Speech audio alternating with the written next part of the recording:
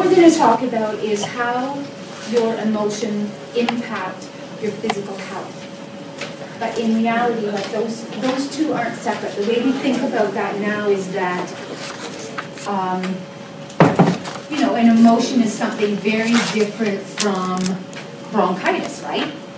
Bronchitis isn't an emotion. Bronchitis is a physical illness. In some other traditions, bronchitis is connected to an emotion.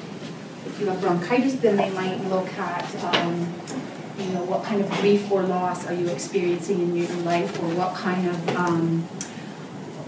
lack of courage or lack of sense of self-worth. They connect emotions with physical health, and we're starting to see in our scientific research and studies how interconnected those are. It's not really even that our mind and body are connected. They're the same thing. It's the same thing. It's not something different. So that'll take our culture a while to catch up with. Everything I'm telling you is theory.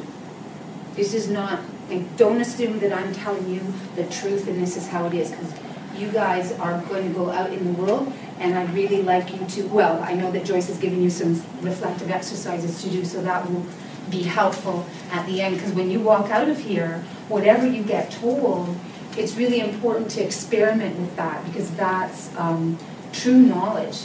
Because when you get educated, same thing, you think you're getting educated and, you know, your mind is being spoken to, but true education in a lot of traditions is that it's a transformation, that when you come into this college and you learn, you're transformed as a person, whole, like how you feel about things, how you react to things, how you understand the world. That all is supposed to shift and change if we've done a good job of educating you. So one of the things that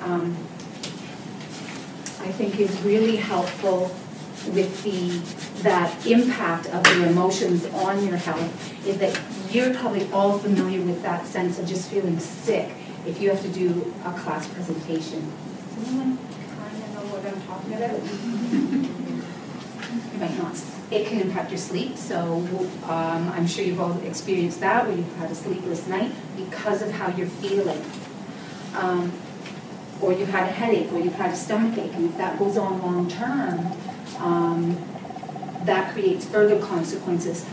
Usually at your age, you're not that interested in, oh, well, if I'm angry a lot, that could create high cholesterol levels, because you're kind of not programmed at looking long term. But you do know that when you feel angry, you can feel it's like acid in your gut, or it's a really uncomfortable feeling all over your body. Most of us, when we're very angry, well, actually, I was going to say we just want to get rid of that, but actually when I'm angry, there's something in me that just wants to hold on to it. When I look back, it's like, oh, I wish I could have gotten rid of that, and now I do. I do know how to let go of that. I just want to talk about a few situations that I think that you would be able to relate to personally. Like, say you're in a relationship and say you're not in a relationship. Say you wish you were in a relationship and you really like your girlfriend's boyfriend or your boyfriend's boyfriend, whatever. But it's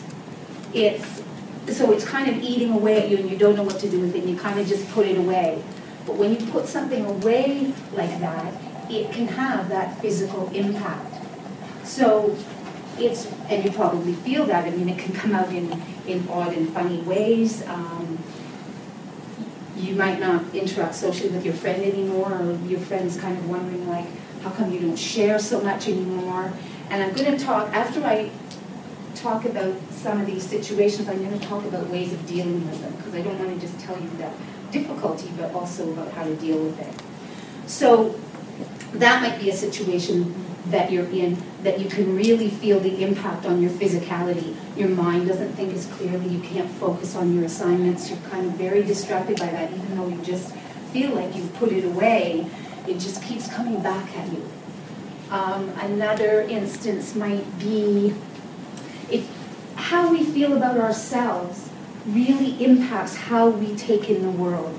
Like, say I don't feel really good about myself, I'm not very confident, or I've got a certain level of self-loathing or self-disgust, or I don't feel good about myself. So if someone says something to me like, could you just make sure that that assignment gets put in that box over there? Somebody who's not feeling good about themselves might feel that as a put down. Oh, there it is again. They think I don't know what to do. I'm a stupid idiot. I never know how to get anything right. The whole ball might start rolling. Whereas someone else who's got a different sense of themselves might go, they experience that as a request, not as a confirmation of the fact that they're an idiot. Okay? And so Judy could say to me, can you please make sure that assignment's in that box over there? And I'll walk over and put it in. Whereas the other me who doesn't feel good about themselves, already I start to feel sick. So I'm right back in some place that I go to all the time about how nobody has any confidence in me, nobody trusts me, I'm just like an idiot all the time. Does that make sense to you? See how that whole complicated thing goes together?